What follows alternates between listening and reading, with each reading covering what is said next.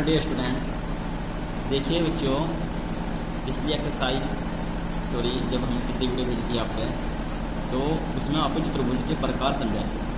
ठीक है, यदि आपने पहली वीडियो नहीं देखी तो सबसे पहले लास्ट वीडियो जो इससे पहले देखी थी उसको देख लीजिए ध्यान से। उसमें हमने चतुर्भुज के प्रकार बहुत अच्छे किस प्रकार समझाए हुए हैं उसमें, उनको अच्छे से याद कर लीजिएगा, उनकी कंडीशन को याद कर लीजिएगा।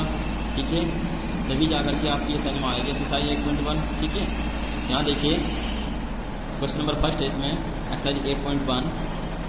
चतुर्भुज के कोणों के अनुपात दिए हुए हैं 3:5:9:13। तो हमने मान लिया वह चतुर्भुज ABCD है जिसके कोणों का जो अनुपात है वो 3:5:9:13 है। ठीक है, इसलिए यहाँ देखिए माना कोण A बराबर है इसमें 3x, कोण B बराबर 5x, कोण C बराबर है 9x और कोण D बराबर है 13x। ठीक है, अब चतुर्भुज के चारों कोणों का योगफल जो होता है वो होता है 360 अंश। तो चारों को जोड़ देंगे और बराबर 360 अंश, इसलिए कोण A प्लस कोण B प्लस कोण C प्लस कोण D बराबर 360 अंश। कोण A का मान B का, C का और D का ऊपर से यहाँ पे हम पुट करेंगे। कोण A का मान है 3x प्लस कोण B का मान है 5x प्लस 9x और प्लस 13x और बराबर 360। जोड़ेंगे 3 और 5 8, 8 और 9 हो जाएंगे भाई 17, 17 और 13 हो गए भाई 30, 30x बराबर हो गए 360। 30 से डिवाइड कर देंगे, x बराबर 360 और बटे 30। 3 से डिवाइड करेंगे तो 12 आएगा, x बराबर कितना आ गया 12। समीकरण 1 में अब कोण A बराबर कितना है, हमें चारों कोण क्या करने हैं। अब कोण A बराबर हो जाएगा 3 × 12, 12 तिया 36, 36 अंश हो जाएगा कोण A। कोण B बराबर है 5x, तो 5x का मान 12 है, 12 × 60 अंश। कोण C का मान है 9x यानी कि 9 × 12, 12 9 108 और कोण D का मान हो जाएगा 13 × 12। अब 13 × 12 हो जाएगा भाई 156। ठीक है, ये इसका आंसर। सेकंड क्वेश्चन देखिए। सेकंड क्वेश्चन, यदि एक समान चतुर्भुज के विकर्ण बराबर हो तो दर्शाइए कि वह एक आयत है। तो इसमें सेकंड क्वेश्चन में दिया हुआ है कि समांतर चतुर्भुज के विकर्ण बराबर है और हमें सिद्ध करना है कि वह जो समांतर चतुर्भुज है वह एक आयत है। हमने मान लिया, ये चित्र बनाया हुआ है देखिए यहाँ पे, हमने मान लिया ABCD एक समांतर चतुर्भुज है। तो समांतर चतुर्भुज की सम्मुख भुजाएं देखिए समान होती है कैप्शन के अनुसार, और सम्मुख कोण भी समान होते हैं, और क्रमागत कोणों का जो योगफल होता है वो 180 अंश होता है। ठीक है, तो यहाँ लिखेंगे माना ABCD एक समांतर चतुर्भुज है। ABCD एक समांतर चतुर्भुज है जिसमें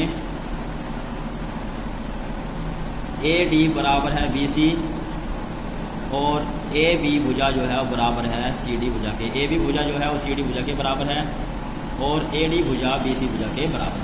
ठीक है, और क्रमागत कोणों का योगफल इसमें 180 अंश होता है। तो यहाँ लिखेंगे तथा कोण A यानी कि DAB, कोण DAB, कोण A बन गए प्लस कोण CBA बराबर होगा इसमें 180 अंश। समीकरण बना के छोड़ दीजिए। देखो इसमें दिया हुआ है कि इसके विकर्ण बराबर है, दिया है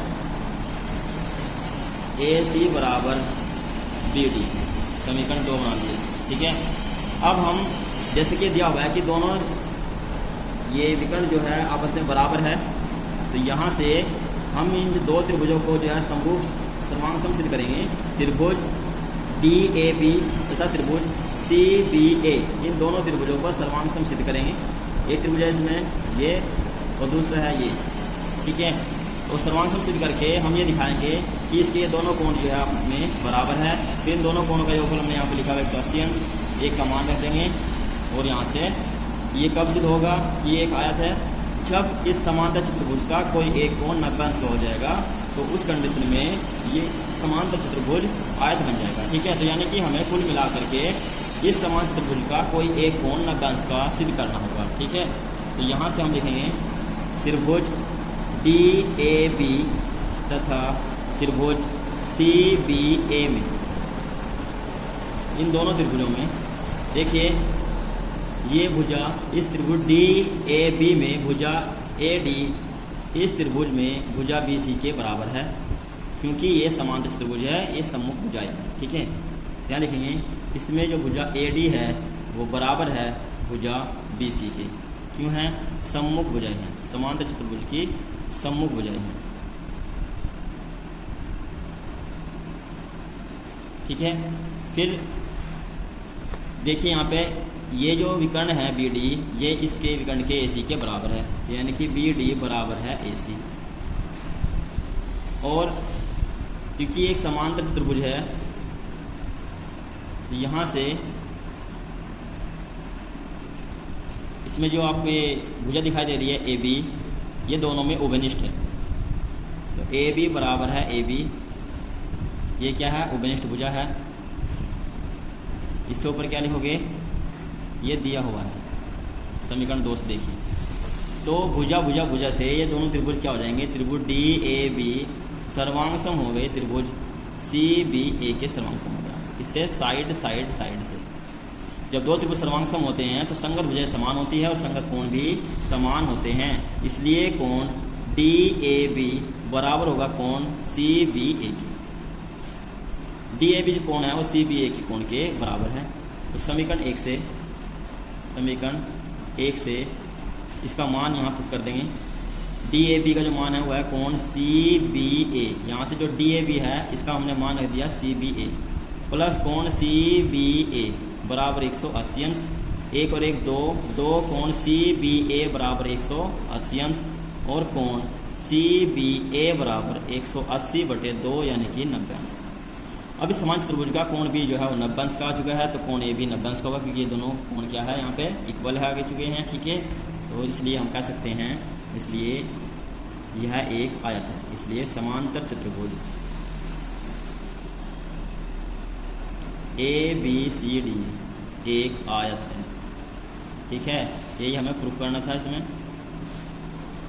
नेक्स्ट क्वेश्चन 3, दर्शाइए यदि किसी चतुर्भुज के विकर्ण परस्पर समकोण पर समद्विभाजित करे तो वह एक समचतुर्भुज होता है। ये हमें सिद्ध करना है। तो क्या दिया हुआ है? इसमें दिया है कि चतुर्भुज के विकर्ण परस्पर समकोण पर समद्विभाजित करते हैं और हमें ये सिद्ध करना है कि वो चतुर्भुज एक समचतुर्भुज है। तो सोल्व करेंगे। मान लिया ए बी सी डी एक चतुर्भुज है, जो हमने मान लिया कि ए बी सी और डी एक चतुर्भुज है जिसके विकर्ण परस्पर समकोण पर समद्विभाजित करते हैं, यानी कि ये भी 90 अंश है, ये भी समद्विभाजित करने का मतलब है कि जितनी ओ ए है उतनी ओ सी भी है और जितनी ओ बी है उतनी ही ओ डी है। माना चतुर्भुज ए बी सी डी, माना चतुर्भुज ए बी सी डी में कोण ए ओ बी बराबर कोण बी ओ सी बराबर कोण सी ओ डी और बराबर कोण डी ओ ए बराबर 90 अंश। ये सभी कोण 90 अंश के हैं तथा समद्विभाजित करते हैं एक दूसरे को, ये कहा गया है विकर्ण। तो इसलिए ओ ए बराबर हो जाएगा यहाँ से ओ सी व ओ बी बराबर हो जाएगी भुजा ओ डी। नेक्स्ट समीकरण 2, हमें सिद्ध करना है कि ये चतुर्भुज एक समचतुर्भुज है और समचतुर्भुज कब होगा? जब इसकी चारों भुजाएं समान होगी, यानी कि हमें इसकी चारों भुजाएं समान सिद्ध करनी है। ठीक है, सबसे पहले देखिए हम त्रिभुज देंगे इसमें, त्रिभुज ओ ए बी तथा त्रिभुज ओ सी डी में इन दोनों का सर्वांग सम सिद्ध करेंगे, फिर इन दोनों का सर्वांग सम सिद्ध करेंगे और इन दोनों को भी आपस में सर्वांग सम सिद्ध करेंगे। 3 त्रिभुजों को के पेयर को हमें आपस में सर्वांग सिद्ध करना होगा, तब जा करके हम ये सिद्ध कर सकते हैं कि इसकी चारों भुजाएं आपस में समान हैं। ठीक है, तो देखिए त्रिभुज ओ ए बी तथा त्रिभुज ओ सी डी में इन दोनों त्रिभुजों में यहाँ पर ये शीर्षाभिमुख कोण है तो आपस में बराबर होंगे। देखेंगे कोण ए ओ बी बराबर है कोण सी ओ डी के। शीर्षाभिमुख कोण है, क्यों बराबर है? क्योंकि ये क्या है? शीर्षाभिमुख कोण, शीर्षाभिमुख कोण है। ठीक है, फिर इस त्रिभुज ओ ए बी में भुजा ओ ए बराबर है भुजा ओ सी के। दिया है कि ये जो विकर्ण है एक दूसरे को समद्विभाजित करते हैं, यानी कि ये भुजा इसके बराबर है और ये इसके बराबर है। और भुजा ओ बी बराबर है ओ डी, ये भी दिया है।